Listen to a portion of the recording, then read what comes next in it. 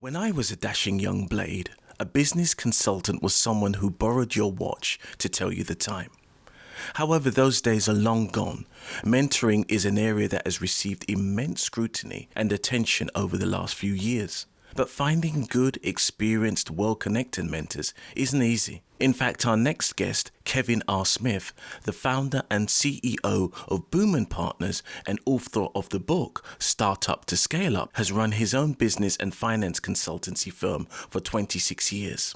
With a long and varied career in business and finance, he has become increasingly aware of the great number of early stage and mid-sized businesses that have a great story but are missing some vital parts of the jigsaw to make them achieve their true potential. If you want to know more about Kevin and how he can help your business, then join us after the introduction. Hello and welcome. I'm Clayton M. Koch, and I'm also the host for the Cashflow Show, the radio show that's disguised in the shape of a podcast, but with so much more. Every week we'll be interviewing someone inspiring from the business world and finding out how they started in business, what their trials and tribulations were, and how they intend to grow their business in the future. We will also be finding out about what they do in their spare time, as well as asking them to pick a book, a film, and a favorite single or album, and to share their reasons for doing so. So why not join us at the Cashflow Show? It's not just a radio show, it's a whole new way of doing business. The Cashflow Show, coming to you from the City of London. Real people, real business, real talk. Hello, Kevin, and welcome to the Cashflow Show in association with PRMS Limited. Hello, thank you for having me today. Thank you. It's going to be a very interesting interview for me because it gives it a background and context to an area that we often talk about in business, which is the making the transition from starting up to scaling up. It's always good to start at the beginning. So tell us a little bit about who you are and about your business. Well, I started working as a credit analyst, working for banks in the City of London, jumped from that into business development for those same banks, started to work overseas a lot. And then way back in 1996, a lifetime ago, I decided that I had basically got fed up with other people telling me what to do and decided to set up by myself. And so set up a business consultancy. And that focused on a number of different issues, but primarily on working with early stage businesses and helping them to scale.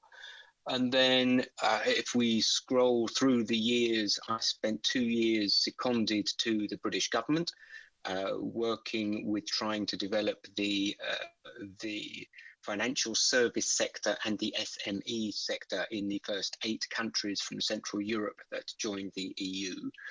And I travelled around with the Lord Mayor of London and did lots of good things, so interesting times. And about 7 or so years ago, for no apparent reason, I chose to do a master's degree in global management, but did the dissertation, again at my choice, on looking at how micro and SME businesses obtain access to finance. And many of the answers to that were actually in tech and fintech. So that led me down that route. And I followed that up then with a course at Oxford University, Side Business School, looking specifically at fintech, and have been quite involved in that ever since. So I guess you could say the 2 areas that we have something of a focus on are tech and fintech, and also women in business. Although we're totally sort of sector agnostic, and we don't tend to shout too much about those 2 sectors because we, as I say, we really do work with businesses across the board.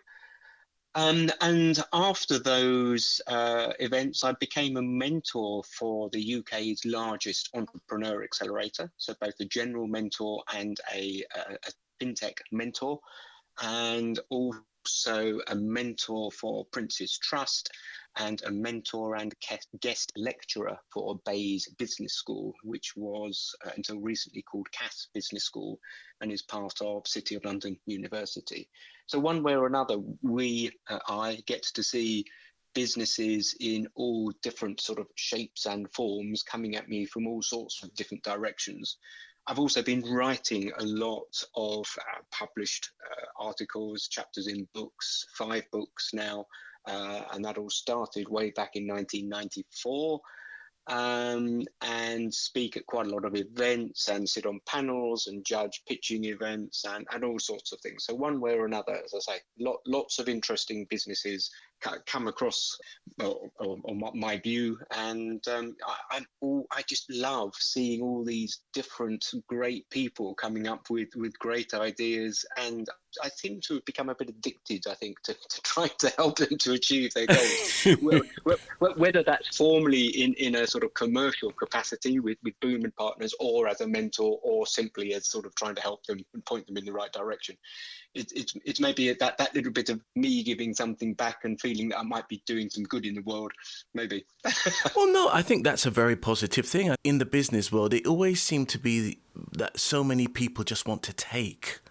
Yeah, and so therefore the idea of giving back and helping other businesses, it always seems, and the impression that, say, media always gives in terms of business is it's this double-crossing, backstabbing world, and nobody wants to help everybody, and I've struggled to get to the top by myself, so there is no way I'm going to basically create an environment where somebody else is successful. So it's nice to see that trend being rocked, being changed, for want of a better expression.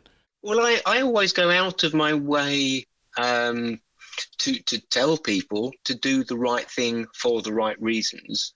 And, it might just come back and be beneficial. But certainly if you do the wrong thing, I'm a great believer that will come back and bite you at some stage in the future. So karma, Yeah. As I say, do the right things. Everybody's happier.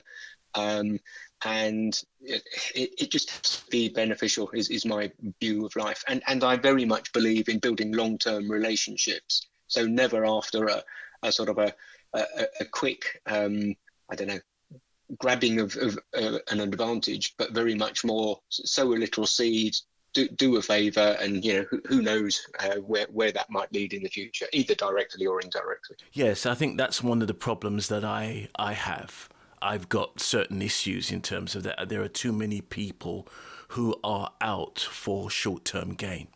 And maybe that's my personal philosophy, and that I think that it's nice to be able to see people in longer term relationships, and seeing people that you met 2 years ago, 3 years ago, 5 years ago, and they're still around. That to me is the most important thing. Mm-hmm.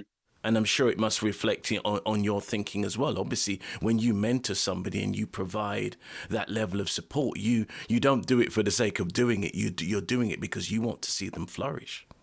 Yeah, and even when it comes to the absolute sort of commercial side of the business, we're doing the same thing. We're trying to help them build and grow and become successful in the longer term. We're not just after doing a small piece of work and waving them goodbye into the sunset and wishing them well. We very much sort of want to hold their hand on that journey. So I was fortunate enough to be at a talk and an event held by the City Business Library, and a big shout out to everyone at the City Business Library, because it's a great resource. And if you are based in the UK, based in London, there is a great resource there for businesses. So I'm doing a little advert there while in passing.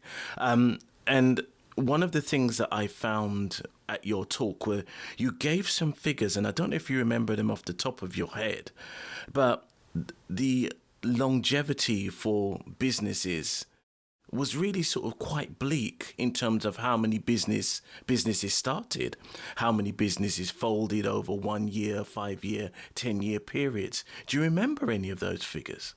Well, the numbers are quite bleak, but I think you have to be a little cautious just by looking at the numbers, as ever, in that if you look simply at how many new businesses are registered on an annual basis, and you look at how many businesses are closed down, it's easy to say, and indeed how many are closed down within 1, 2, 3 years, it's easy to say that those businesses have failed. But it's not, that's not really a correct interpretation, I don't feel, because quite a number of businesses are set up and nothing is ever done with them. So they haven't failed, they just hadn't started. They were sort of set up, dormant businesses, shut down again. Ah, right. So I don't think you can just look boldly at those numbers and say, this number of businesses failed. So that's one sort of proviso. But it is still quite bleak, yeah. If you look at those bald numbers, 50 to 60% of businesses fail within 3 years and 20% within the first 12 months. But as I say, like any statistics, treat those numbers with a little degree of caution, because quite what the definition of fail is, I'm not certain, just looking at those numbers. And also you must remember that failure might just mean you've given something a go, you're still in a job, it's a side hustle, it doesn't quite work out, so you stop it.